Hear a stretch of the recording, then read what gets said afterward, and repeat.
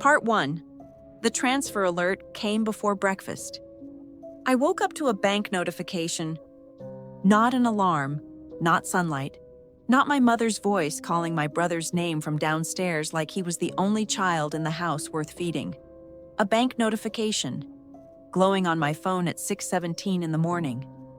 Pending transfer request. Voss Education Trust. Amount, $386,000. Destination, Elliot Voss Holdings, LLC. In my first life. That notification was the beginning of the end. By dinner. My parents had convinced me it was temporary.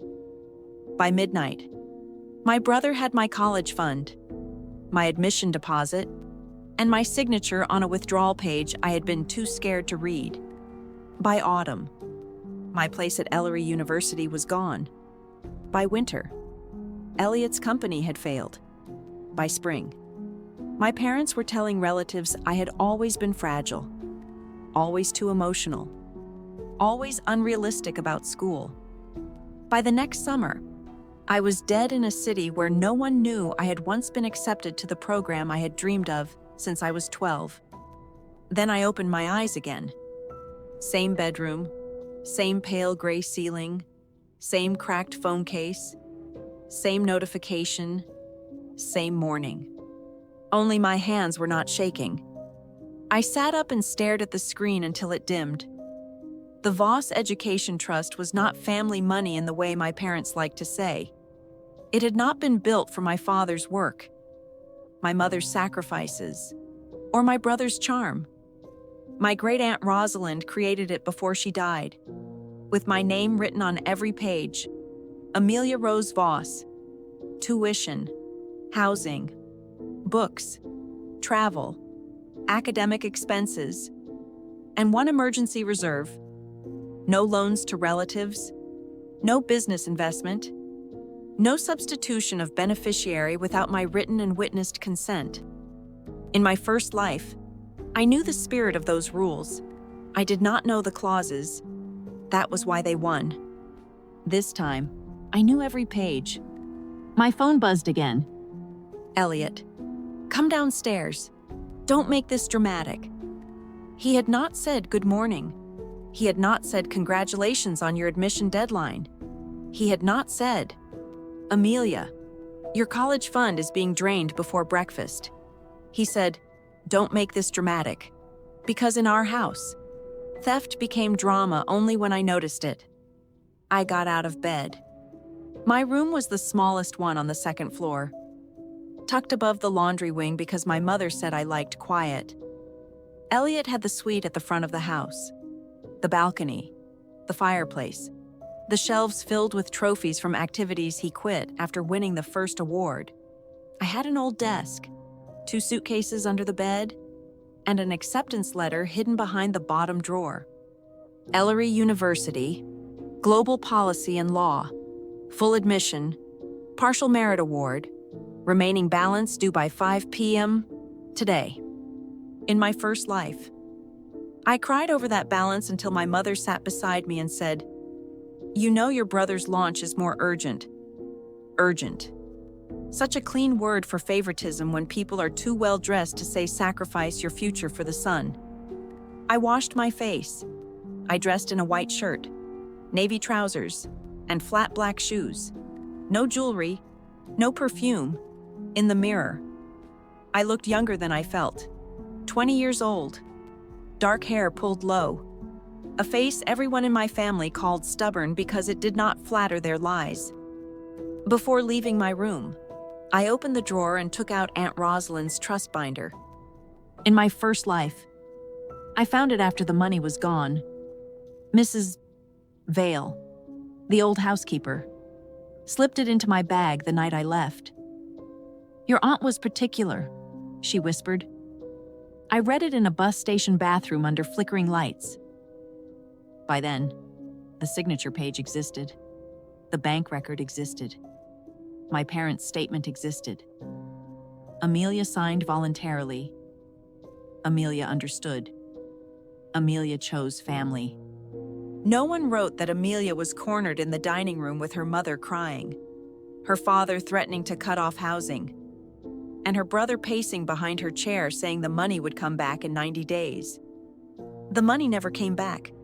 This morning, I slid the binder into my satchel. Then I sent one email.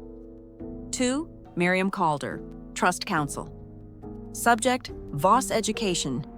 Trust transfer attempt, reopen beneficiary objection. Body, if the same transfer is attempted today, please preserve the bank log, camera record, authorization path, and any signed withdrawal page. I will not confront them before dinner. I attached the trust binder scans I had prepared last night because rebirth is a miracle. But miracles work better with PDFs. The reply came before I reached the stairs. Received. Do not warn the bank officer verbally. Let the transaction enter the record. All flagged activity will be coded as evidence under beneficiary dispute protocol. There it was. The sentence that had not existed in my first life until it was too late. All flagged activity will be coded as evidence. Downstairs. The house smelled like coffee and Elliot's cologne. My brother sat at the breakfast table in a pale blue shirt, sleeves rolled, hair perfectly careless. He was 25, handsome in the expensive way, with my father's jaw and my mother's talent for making people feel guilty for noticing the obvious. My mother, Celia Voss, stood beside him, pouring coffee into his cup, though he was closer to the pot. My father, Graham Voss, read the financial page with the paper folded to hide the tremor in his left hand. He always trembled when Elliot needed money, not from fear for Elliot, from irritation at the person who might refuse him. Amelia, Mother said, sit down. No happy deadline day. No ask about Ellery. No breakfast smile. I sat. Elliot leaned back. You saw the notification? Yes. Good. Saves time. In my first life, I said. What are you doing? I stood too fast. My chair scraped. Mother flinched. Father said I was hysterical before the conversation began. Elliot smiled like a patient man enduring a difficult sister. This time, I buttered a piece of toast. Where is the money going? I asked. Elliot's eyes narrowed. He preferred panic. Panic is easier to herd. Which account receives it? I added. Which clause allows it? Who signed the request before I woke up? The toast stayed warm in my hand. The room did not. Bridge Capital, he said. Helix is closing a partnership. The funds sit for 48 hours. Secure the match, then return with interest. Helix? His third company in 4 years. The first sold imported watches and lost money because Elliot forgot customs existed. The second built an app for private club reservations and died when no clubs wanted it. Helix promised to help luxury families optimize legacy liquidity, which sounded impressive until you realized it meant Elliot telling rich sons how to borrow against assets they did not own. My college fund is not Bridge Capital, I said. Mother inhaled sharply. Your brother is trying to save this family. Then there should be a family loan agreement, I said. A borrower, a lender, a repayment date, collateral, independent counsel, and a reason the beneficiary learned about it from a bank alert. From what? Father lowered the paper. From a temporary cash position created by timing. In our house. Timing meant Elliot had spent money before receiving it. Temporary meant no one intended to tell me until my signature was needed. Ellery's payment is due today, I said. Elliot waved a hand. We know. You can defer 1 semester. I looked at him. Can I? People defer all the time. Do people steal from their sisters all the time? Mother put the coffee pot down too hard. Amelia. There it was. My name is a warning, never an embrace. Father folded the paper. No one is stealing. We are reallocating family resources. Aunt Rosalind's trust is not family resources. His face tightened. Rosalind was eccentric. She was specific. Elliot laughed. You read 3 pages and think you're a lawyer. Not 3 pages. 58. Twice. Once after ruin. Once before breakfast. Mother sat beside me and touched my wrist. Her hand was cool. Her eyes were wet already. In my first life. Those tears undid me. I thought they meant she hated asking. Now I knew they meant she hated that asking might not work. Sweetheart, she said, Elliot's situation affects everyone. If Helix collapses, investors come after your father. If your father is dragged into this, the house, the company, everything becomes unstable. Why is father connected to Elliot's company? Father's jaw clenched. Small question, large silence. That was the trick I had learned too late in my first life. Do not argue with fog. Ask for the shape of the object inside it. In my first life, I never asked it. I was too busy defending my school. Today, I watched my father's eyes move to Elliot and back. There was more than a brother asking for help.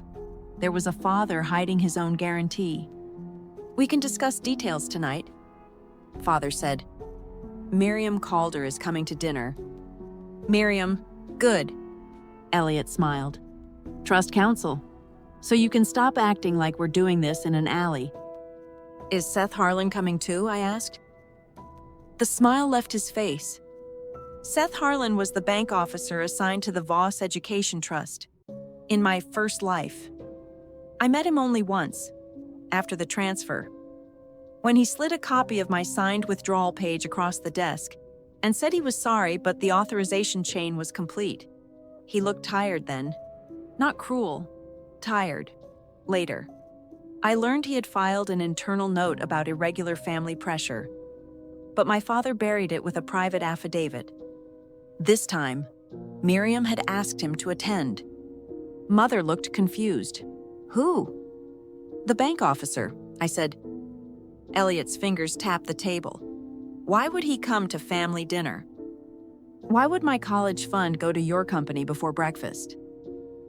He had no answer that could survive a timestamp. Father stood. Enough. You will go to the bank at 11. Sign the temporary withdrawal acknowledgement and come home for dinner. We will finalize the repayment terms with Miriam present. There it was, the order. In my first life, I refused until Mother cried harder.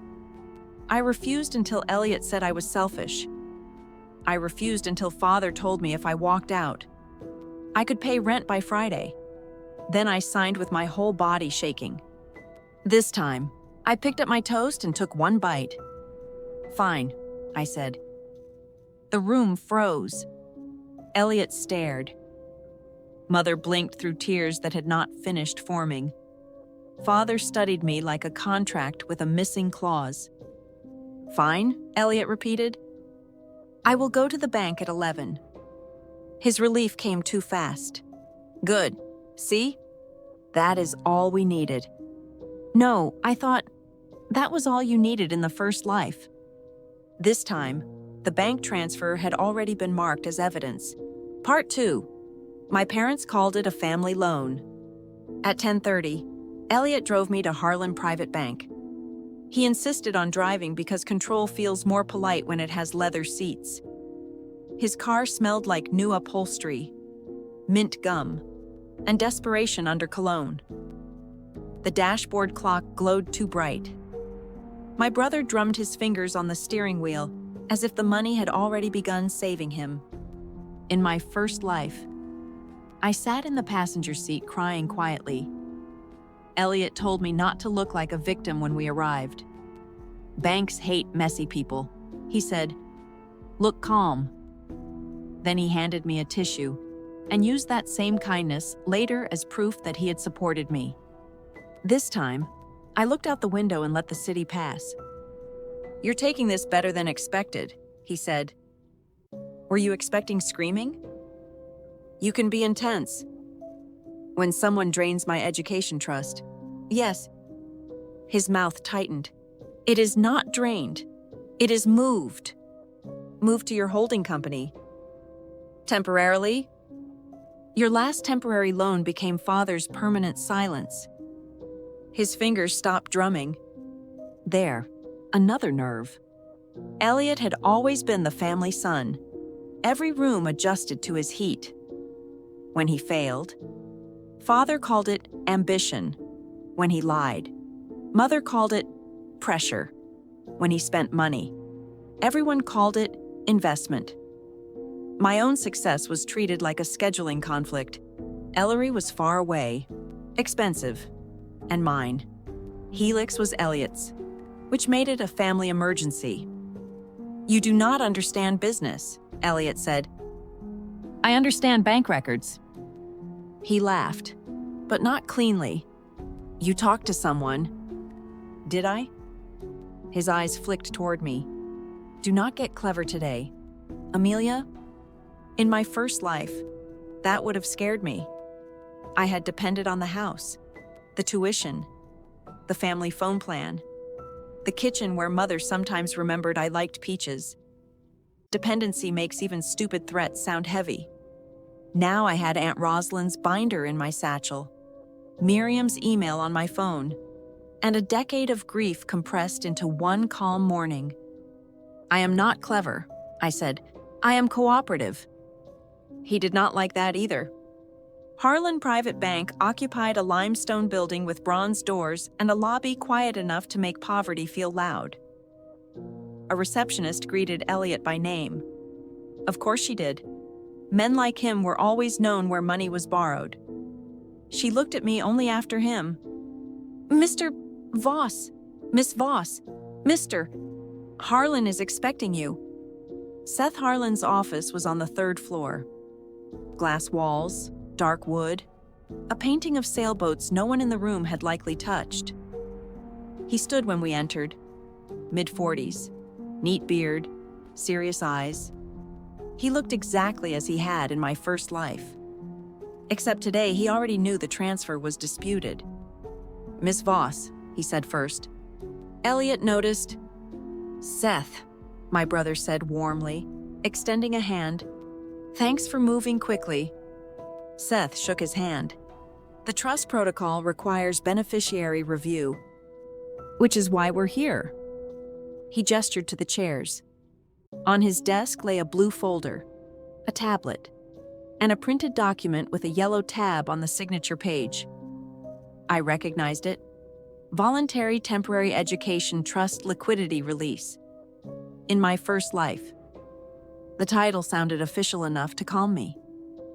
Today, I saw the poison in the word voluntary. Seth turned to me. Miss Voss, before we proceed, I am required to confirm that you understand the requested transfer. Elliot smiled. She does. Seth did not look at him. I need her answer. I looked down at the document. The requested transfer moves $386,000 from the Voss Education Trust to Elliot Voss Holdings, LLC. Correct? It would make my Ellery University payment impossible unless the funds return today. Elliot leaned forward. They will return. Seth asked, will they return today? Elliot's jaw shifted. No, not today. The tablet on the desk recorded audio. I could see the red dot reflected in the glass paperweight. In my first life, I did not know the bank recorded authorization meetings. My father later claimed the recording had been routine and unnecessary because my signature was clear. This time, the recording mattered because every sentence before the signature explained the signature. Seth continued, Miss Voss, do you wish to proceed? I opened my satchel and took out Aunt Rosalind's trust binder. Elliot's expression hardened. Amelia, he said. I ignored him and placed the binder on the desk. Before I answer, please confirm Clause 8. Seth opened the binder like a man grateful for a clean path. Clause 8 states that education trust funds cannot be loaned, pledged, redirected, invested, or advanced to any family member, family entity, private business, or non-academic beneficiary without independent counsel certification and beneficiary consent free of duress. Elliot exhaled loudly. This is why Miriam is coming tonight.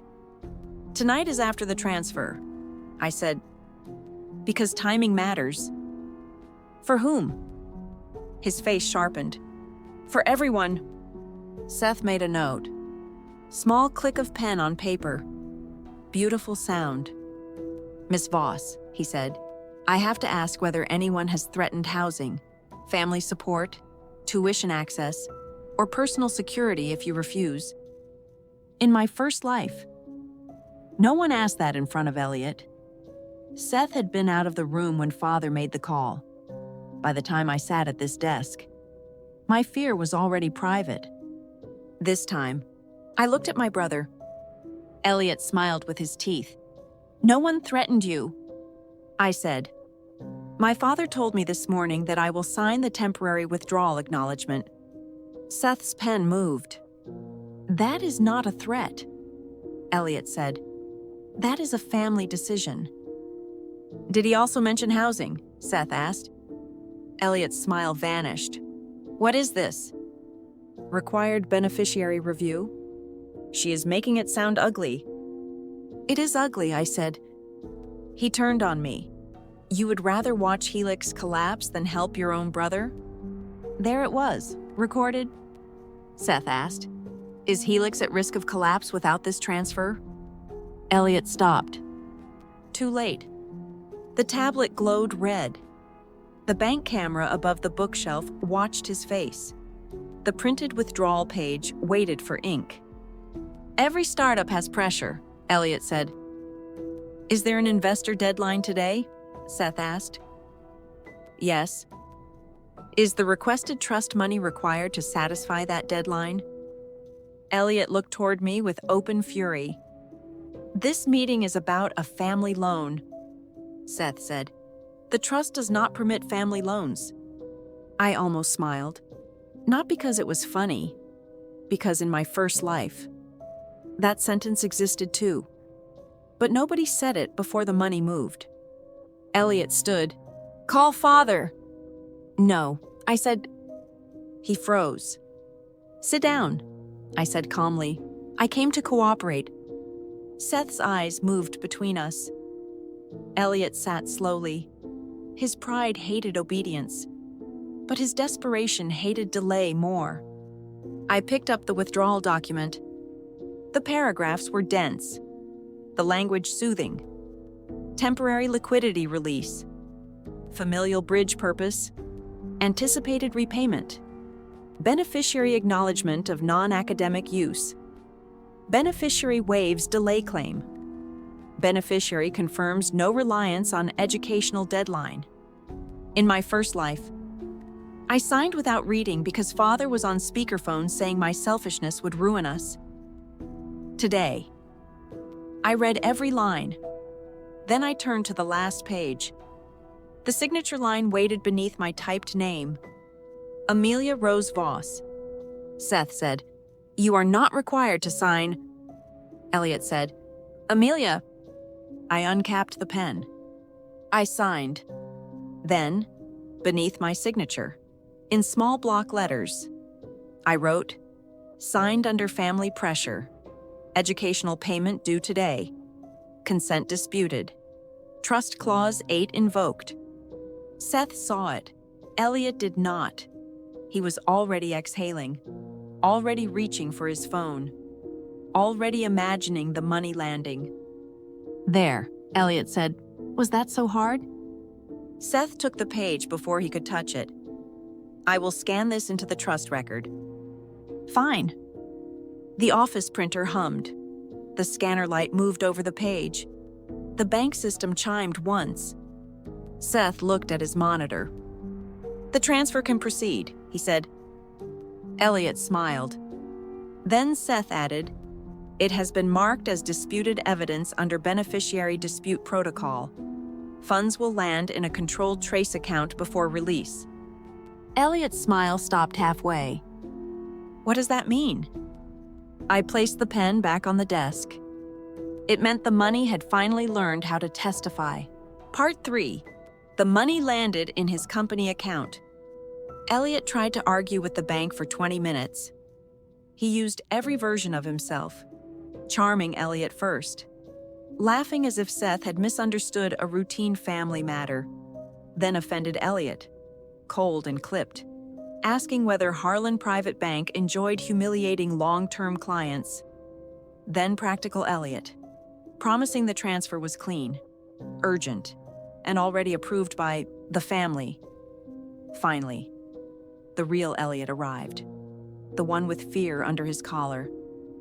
If this does not clear today, people will think we are unstable, he said. Seth replied, a disputed evidence mark does not stop settlement. It preserves the authorization trail. Remove it. I cannot. My father will call the senior partner. He may. Elliot looked at me. You did this. I tilted my head. I signed. That was the third trap. In my first life, they needed my signature to claim consent. This time, they got my signature and my objection in the same ink. My family had taught me the danger of refusing in private. Aunt Rosalind had taught me the power of documenting in public. By the time we left the bank, the transfer was processing. Elliot's phone rang 3 times before we reached the car. He ignored the first call, answered the second, and turned away, so I could not hear. I heard anyway. It is coming through, he said. Yes, flagged. But Seth said, settlement proceeds. No. She signed. I have it handled. He did not have it handled. He had it recorded. In the car, he drove too fast. You embarrassed me, he said. I thought the transfer was legitimate. Do not start. I am trying to understand if it is legitimate. Why does the evidence mark bother you? Because words matter. Yes, I said, they do. He hit the brake too hard at a red light. You always do this. You make everything about yourself. I watched a woman cross the street with a child holding her hand. My education fund is about me. Helix is about the whole family. Then why is it in your name? His knuckles whitened on the wheel. Another small silence. Another invoice from Truth. In my first life, after the bank, Elliot bought me a coffee and told me I had done the right thing. He even hugged me in the parking lot. I cried into his jacket because I wanted to believe someone would remember my sacrifice. That night, when I asked for a written repayment schedule, he told everyone I had become hostile after helping voluntarily. Today, he did not offer coffee, progress. When we returned home, Mother met us in the foyer. She looked at Elliot first. Did it go through? Yes, he said. She closed her eyes in relief. Not, are you okay, Amelia? Not, what about Ellery? Just relief that the son had been fed. There is a dispute mark, Elliot added. Mother opened her eyes. What? He pointed at me with his keys. She wrote something under the signature. Mother turned to me, wounded. Why would you do that? Because it was true. After everything we are trying to protect? You are protecting Elliot. Elliot is part of this family. So am I. She looked genuinely startled, as if I had raised an obscure legal objection at breakfast. Father came from the library, phone in hand. His face was calm, which meant someone had already suffered. The bank called. Good, I said. Then you know the transfer is preserved. Preserved, he repeated. I had never heard my father hate a neutral word before. He motioned toward the library. Now. In my first life, that library broke me. Dark shelves, thick curtains, Father's desk between us like a judge's bench. He told me he had guaranteed Elliot's investor bridge personally, because family backed family. He said my refusal would expose him. He said if he fell, Mother fell, the house fell, and my future would vanish anyway. Then he said if I loved them, I would choose the version of loss that saved everyone else. This time, I followed him in. Mother and Elliot entered behind me. The door closed. Father did not sit. "What exactly did you write?" he asked. "Signed under family pressure, educational payment due today, consent disputed, trust clause 8 invoked." Mother whispered my name like a funeral. Elliot threw his keys onto the desk. "She made it toxic." "I made it accurate." Father's voice went low. "You have no idea what you have done. I know the transfer is traceable. It was always traceable. Not like this." His eyes narrowed. "Who told you about beneficiary dispute protocol?" I smiled faintly. Aunt Rosalind was particular. Father looked at the satchel on my shoulder. For the first time, he noticed the binder. "Give me that." "No." The word landed cleanly. Mother flinched. Elliot stared. Father did not hear no from his children. He heard delays, moods, immaturity, but not refusal. "Amelia," he said, "do not make me ask twice." "You did not ask the first time." Elliot stepped toward me. "Hand over the binder." I looked at the ceiling corner. The library camera stared back. In my first life, I did not know it existed until Miriam mentioned it during the failed appeal. Father claimed the camera was decorative and inactive. It was not. It had recorded the pressure, the shouting. The moment Elliot slammed the door beside my shoulder, the footage disappeared before court. This time, Miriam already had remote access. "Touch the satchel," I said, "and explain it to the camera." Elliot stopped. Father's gaze flicked up. Another beautiful silence. Mother looked from the ceiling to me. "You are recording us?" "The house is recording us," I said. "It always has." Father walked to his desk and sat slowly. "You think this is clever?" "No, I think it is late." He folded his hands. "Tonight, Miriam will come. We will put repayment terms in writing. You will tell her the note under your signature reflected stress, not objection.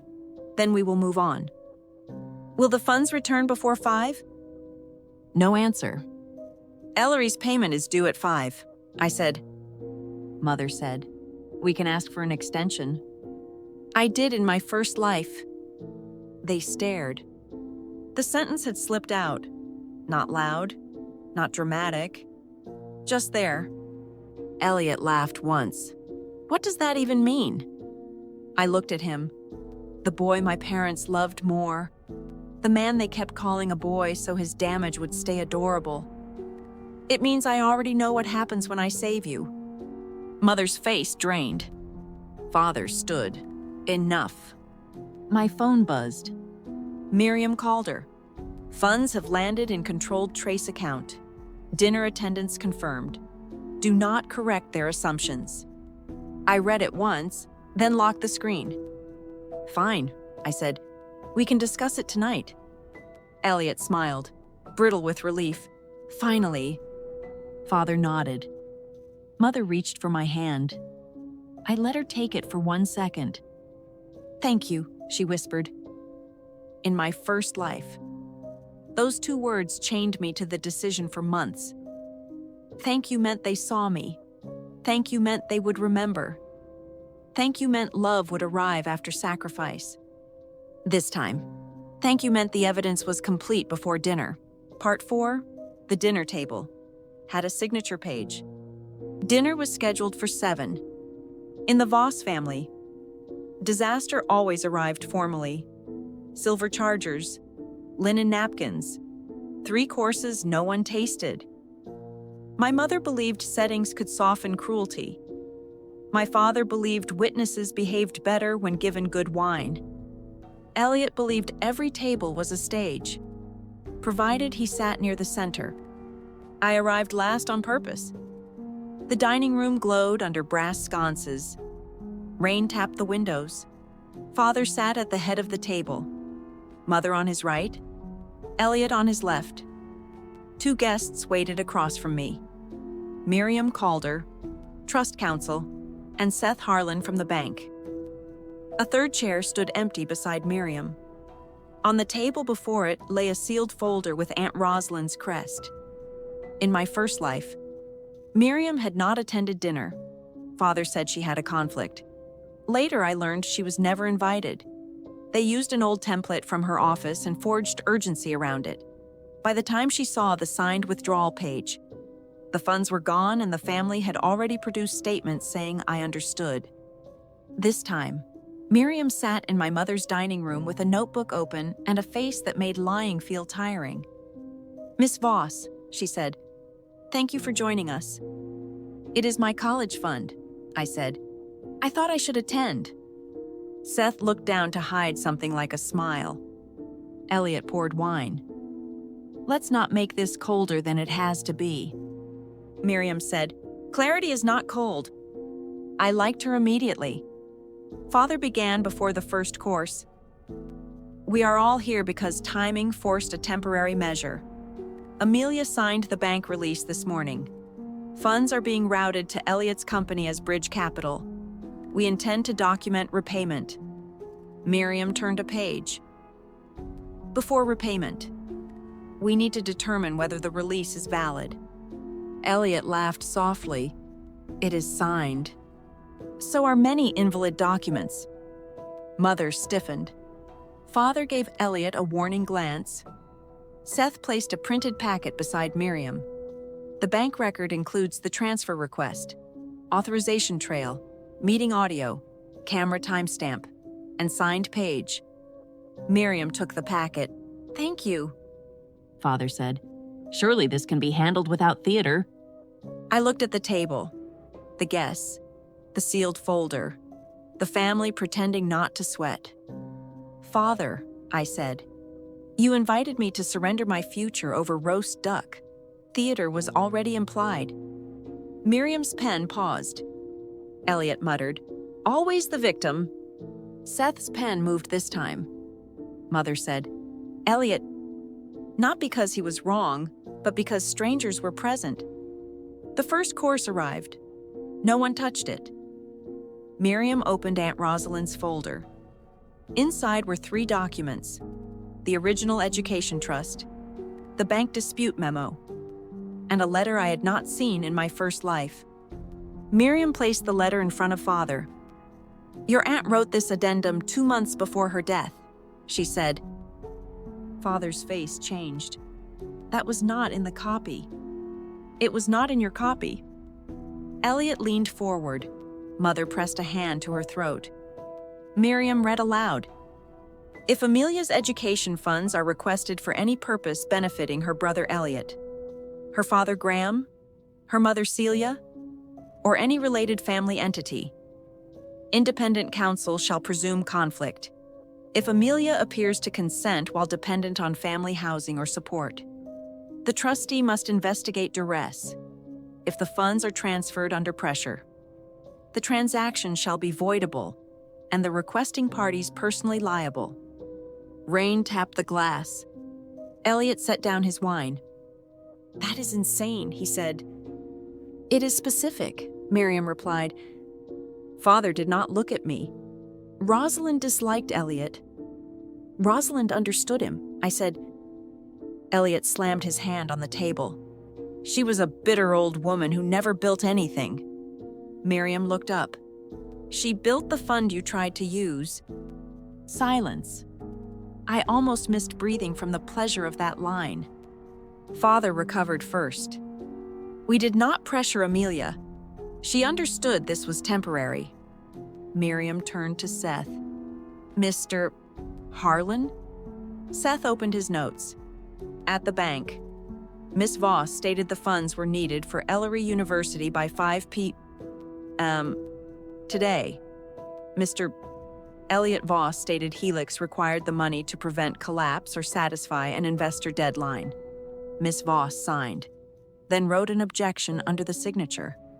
The bank marked the transfer as disputed evidence. Mother whispered. Evidence is such an ugly word. So is theft, I said. She flinched as if I had shouted. I had not. That was the part they never understood. Calm truth feels louder to people used to emotional camouflage.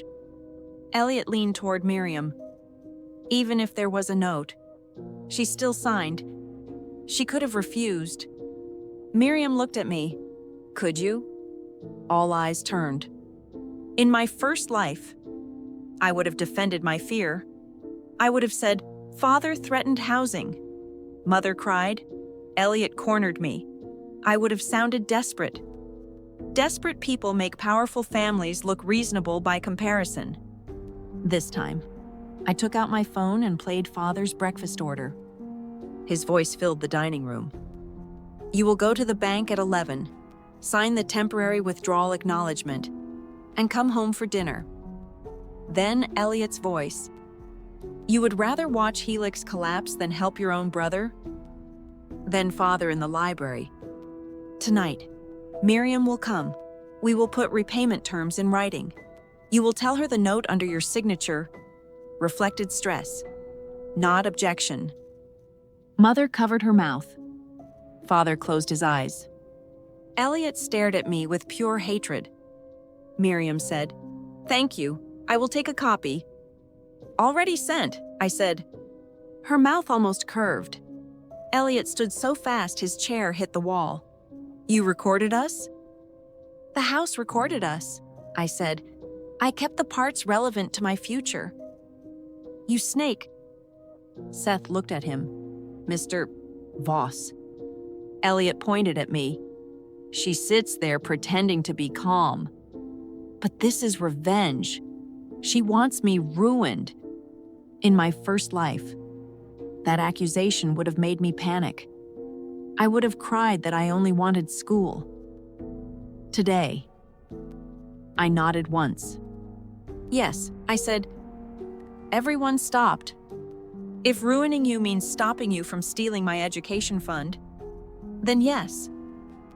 The room did not know what to do with honesty. Miriam opened the bank packet to the signature page. My handwriting glowed in black ink under the scanned copy. Signed under family pressure. Educational payment due today. Consent disputed. Trust clause 8 invoked. This page is the legal center. She said, the signature alone does not override the written objection. The objection aligns with recorded pressure and trust restrictions. That makes the release challengeable. Father asked, challengeable does not mean void. Correct, Miriam said. But the transfer was routed through a controlled trace account. No funds have been released to Helix. Elliot went still. What? Seth answered. The bank settlement record was preserved, but release requires council certification because of the dispute mark. Elliot's face drained of color. The money did not land? I looked at him. You told someone it was coming through. His phone began ringing on the table. No one moved. The screen lit up with a name, Victor Hale. I did not know the name in my first life. Later. In court filings, I never had the money to pursue. I learned Victor Hale was the investor Elliot promised to repay by end of day. Not a partner, a lender, not patient, not legal in all the ways Father pretended not to see. Miriam noted the name. Elliot reached for the phone. Father said, "Do not answer." Too late. The room had seen it. The transfer was not bridge capital. It was a rescue payment. My college fund had not been needed for a company launch. It had been needed to cover my brother's debt. Miriam closed the folder. "I think," she said, "we should invite Mr. Hale into the record. Part 5. My brother could not explain the debt. Elliot did not answer Victor Hale's call. He let it ring until the screen went dark. Then the phone rang again. Then again. With each vibration, my brother's confidence peeled away in thin strips. Father looked older. Mother looked confused, which was worse than guilty. She had built a life on not knowing what Elliot did with money. Her ignorance was not innocent. It was a curtain she kept sewing. Miriam placed her phone on the table. Mr. Voss, do you owe Victor Hale money? Elliot's laugh came out wrong. This is absurd. That was not my question. Private business debts have nothing to do with Amelia. They do if you attempted to use her education trust to pay them. He looked at Father. There it was. The child's instinct under the adult suit. Save me. Father rubbed his forehead. Elliot, answer carefully. Miriam said, answer truthfully. Those were not the same instruction. Everyone heard it. Elliot sat down slowly. Helix entered a short-term liquidity agreement. With Victor Hale? With a group represented by him. Amount? 300. Miriam waited. 300,000, he said. Seth glanced at the transfer amount, $386,000. Why request $386,000, Miriam asked. Fees? And the remaining balance? No answer. I already knew. In my first life, after Helix collapsed, a woman from the accounting office sent me an anonymous file. Elliot had used the excess to pay a luxury car lease, a private club bill, and a settlement to a former employee who accused him of forging investor projections. My education fund had not saved the family. It had cleaned Elliot's shoes before he walked into the next lie. Miriam turned another page. Mr. Harlan, did the destination account show pending garnishment? Seth nodded. A hold notice was visible after the transfer request, because the transaction was marked evidence. The funds did not clear into the exposed account. Mother looked from Seth to Elliot. Garnishment? Elliot whispered. It was temporary. That word again. The family lullaby. Father pushed back from the table. Elliot. I had it under control. You said this was partnership capital. It was going to become partnership capital after the hold was released. Even Father looked stunned by that sentence. I leaned back. So my college fund was not just going to your company. It was going into an account already exposed to creditors. Elliot snapped. You do not understand finance. I understand losing school. Mother finally turned to me. Amelia, we would not have let you lose Ellery. In my first life. She said that after the deadline passed. She said it while folding my acceptance letter back into its envelope, as if paper could be comforted. We will fix it. Sweetheart, we will call someone. We will make it right. They called no one. They fixed nothing. By the time they admitted the money was gone, Ellery had filled my spot. Payment was due at 5, I said. Mother's lips parted. We could ask. I did ask before. Again the strange phrase? Before? Father noticed. Miriam noticed too. But she did not interrupt. Elliot looked at me with disgust. Stop talking like a prophet. Then stop being predictable. His face reddened. Miriam opened a second folder. There is another issue. Father closed his eyes. Of course there is.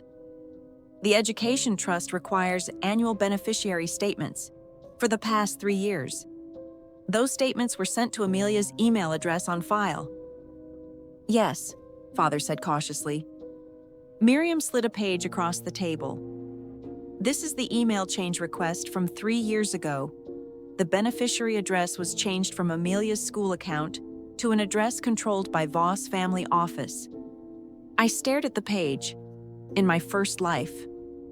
I thought I had missed the statements because I was careless. Mother told me I probably deleted them. Elliot joked that I never checked anything unless it had a grade attached. The email change request bore my typed name. Not my signature. Father's authorization. Miriam continued. The bank accepted it because Graham Voss was listed as administrative contact. However, the trust requires beneficiary notice for contact changes. That notice was not sent to Amelia. Seth looked uncomfortable. The bank acknowledges the process failure. Father's jaw hardened. This is administrative. I looked at him. You moved my statements? To manage paperwork. To keep me from seeing the account. To keep you from worrying. There are lies that insult the room, Miriam said. Because Amelia did not receive statements. She was unable to monitor the earlier pledged inquiries. Earlier what? I asked. Elliot went pale again. Miriam placed 3 more pages on the table. Loan pre-clearance inquiries. All denied.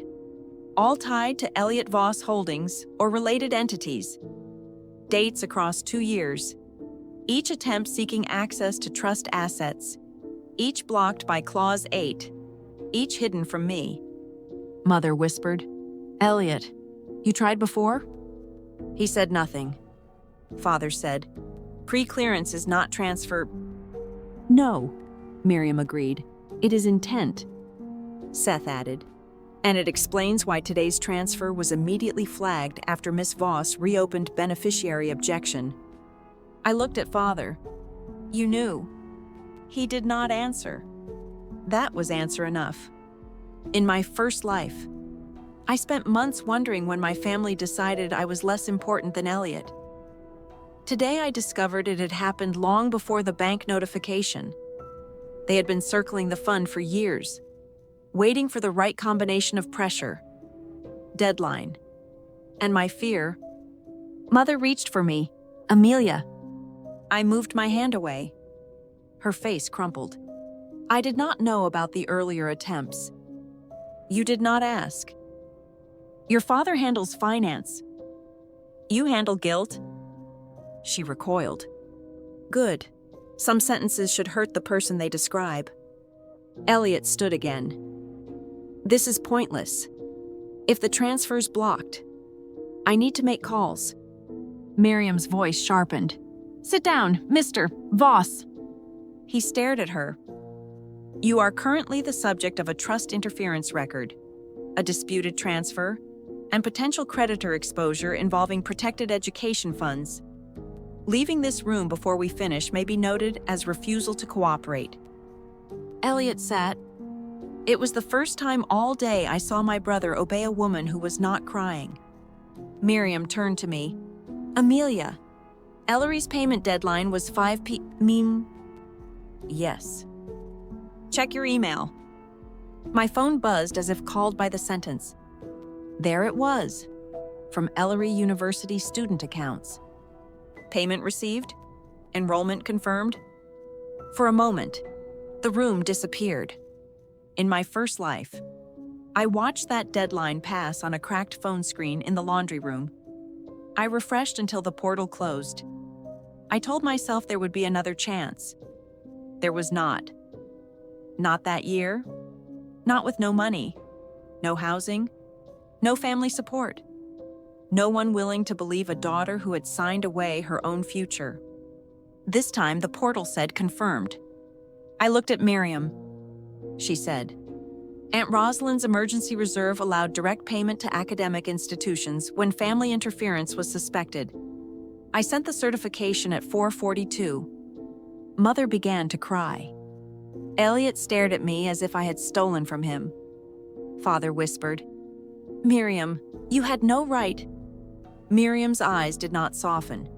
I had the exact right your aunt gave me. My phone buzzed again. A second email. Housing confirmed. I put the phone face down because my hands were not shaking, but something in my chest was not grief, not relief, something cleaner. Proof does not feel like victory at first. Sometimes it feels like the future returning quietly through the correct door. Part 6. The lawyer opened Aunt Rosalind's claws. Miriam waited until the main course had gone cold before she opened the last document. It was not dramatic. No raised voice. No slammed folder. Just cream paper. Black ink. Aunt Rosalind's sharp signature. And the kind of silence that makes guilty people afraid of old women who planned ahead. "This is the enforcement clause," Miriam said. Father's face changed again. "Rosalind told me that clause was symbolic." "Rosalind told many people many things," Miriam said. "The document says otherwise." Elliot muttered. "Of course she did." Miriam read, "If any member of Amelia Rose Voss's immediate family attempts to redirect, pledge, borrow, disguise, encumber, or otherwise interfere with her education trust for the benefit of Elliot Voss or a related enterprise, and if such attempt is supported by coercion, concealment, or misrepresentation, the following remedies activate upon council certification." She paused long enough for every word to settle. 1. Amelia receives immediate direct payment of all academic obligations from protected reserve. I thought of the Ellery confirmation email and felt the first full breath of the day enter my lungs. 2. Administrative access held by Graham Voss is revoked. Father stood. "No," Miriam continued. 3. Celia Voss loses discretionary family support influence over beneficiary housing, travel, or academic disbursement. Mother covered her mouth. 4. Any attempted recipient, including Elliot Voss Holdings LLC, becomes liable for legal fees, investigation costs, and any deadline-related damages. Elliot's voice was hoarse. "You cannot put company liability on me when no funds released." "I am not putting it on you," Miriam said. "Your aunt did. You triggered it." "This is insane." "It is specific," I said. His eyes cut to me. Miriam went on. 5. If family housing becomes hostile, council may arrange independent housing using the Trust's protection reserve. Mother whispered. "Hostile? This is her home." I looked around the dining room. The polished table, the cold food, the family portraits, the brother who tried to use my future as debt payment. The parents angry not because it happened, but because it failed. "Was it?" I asked. Mother had no answer. Father walked to the sideboard and poured himself a drink. His hand trembled openly now. "You are tearing this family apart over paperwork. In my first life." That sentence would have split me. Family was the word they used when they needed my silence. Paperwork was the word they used when the law remembered me. "No," I said. "You tried to trade my future for Elliot's debt." The paperwork objected. Elliot slammed both hands on the table. "I am your brother. You were my creditor before breakfast."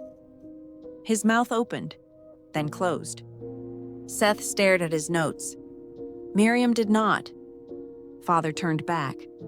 "Amelia, think carefully. Ellery is one school.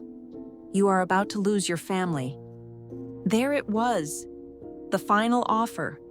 Education or belonging, future or dinner table, truth or mother crying at the head of the room. In my first life, I chose family. Family did not choose me back. "I already lost my family," I said. "Today I kept the school." Mother made a small broken sound. Miriam placed a pen beside me. "This certification allows the trust to proceed with independent control. You do not have to sign tonight, but if you do, your parents cannot access or redirect education funds again." The document was simple compared to the withdrawal page.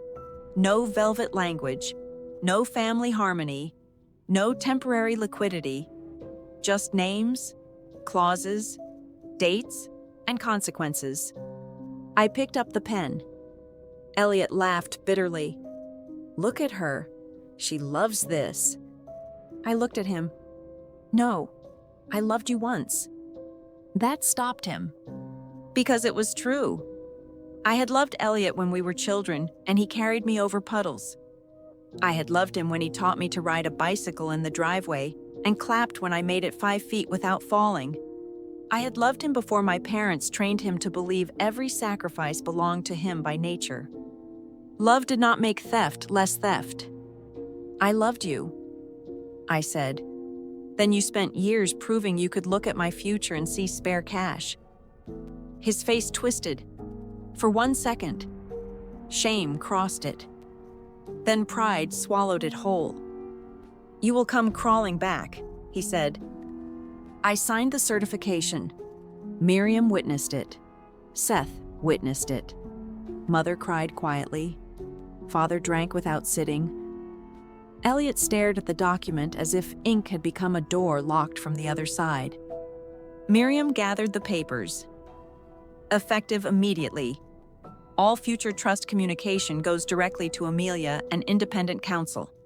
Graham Voss's administrative contact status is revoked.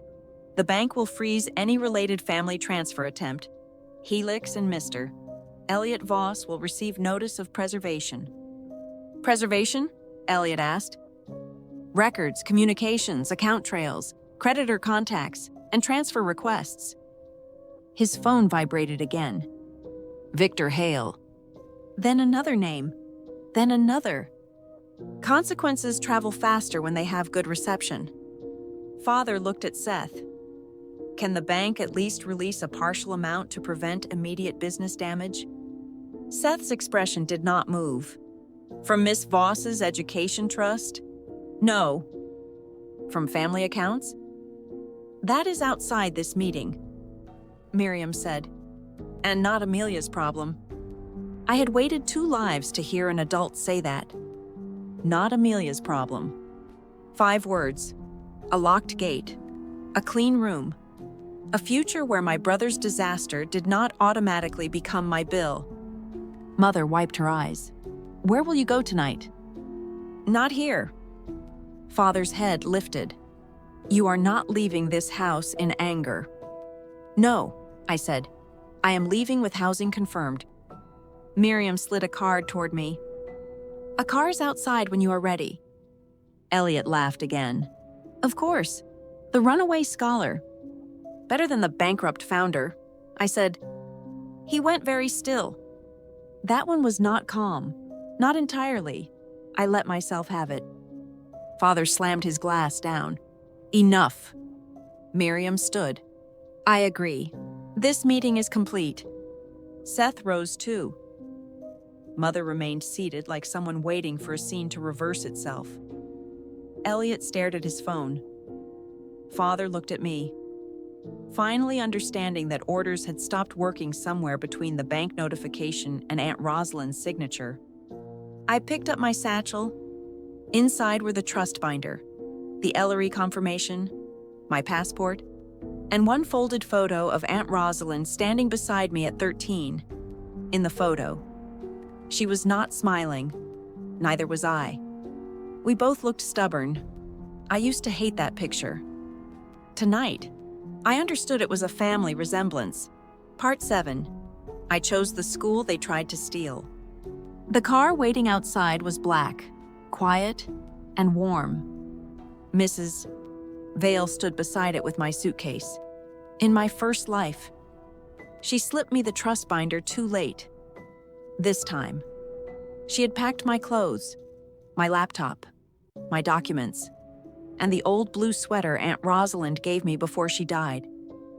I put the acceptance letter in the front pocket. She said, "Thank you." Her eyes shone. Your aunt would be pleased. Would she? No, Mrs. Vale said after a moment. She would say it took you long enough. For the first time that day, I laughed. Behind us, the front door opened. Mother came out without a coat, arms wrapped around herself. Rain misted in her hair. "Amelia," she called. I turned. She looked smaller outside the dining room, without candles and silver and Father's voice filling the air around her. "Please do not leave like this." How should I leave? She came down 2 steps. After we talk, after everyone calms down. In my first life. After everyone calmed down meant after the deadline passed, after the money vanished, after Elliot's crisis became old news and my future became inconvenient to revisit. Everyone is calm when I lose, I said. I am done waiting for that. Mother pressed a hand to her mouth. I never wanted to hurt you. That sentence again. The favorite refuge of people who benefited from harm without wanting to feel cruel. You wanted Elliot saved more than you wanted me protected. Tears spilled over. He is my son. I am your daughter. She closed her eyes. No answer. There had never been an answer. Just years of silence wearing different dresses. Father appeared in the doorway behind her. He did not step into the rain. Amelia, he said, if you leave tonight, do not expect this house to remain open forever. There it was, the last leash. I looked at the windows, the balcony, the room above the laundry wing. In my first life, I thought leaving that house meant becoming nobody. Now I understood the house had never made me somebody. It had only measured how much of myself I would trade to stay. Close it, I said. Father's face hardened. Mother whispered, Graham. He ignored her. You are choosing strangers over blood. No, I said. I am choosing the woman who wrote my name correctly. Mrs. Vale opened the car door. Elliot came out last. His phone was still in his hand. His face pale with calls he could no longer dodge. You think Ellery makes you better than us? I looked at my brother, the golden sun, the emergency, the debt my parents kept trying to pass into my hands. No, I said. It makes me unavailable. He flinched. Good. Victor Hale called 6 times, he said, as if that were my fault. Answer him. You caused this. No, I stopped funding it. The rain thickened. For a moment. We stood in the old family tableau. Father in the doorway. Mother on the steps. Elliot near the columns. Me beside the car with the housekeeper holding my future in a suitcase. A painter could have made it look tragic. A court record would make it clear. My phone buzzed. Miriam. Education Trust Control updated. Ellery payment confirmed. Housing confirmed.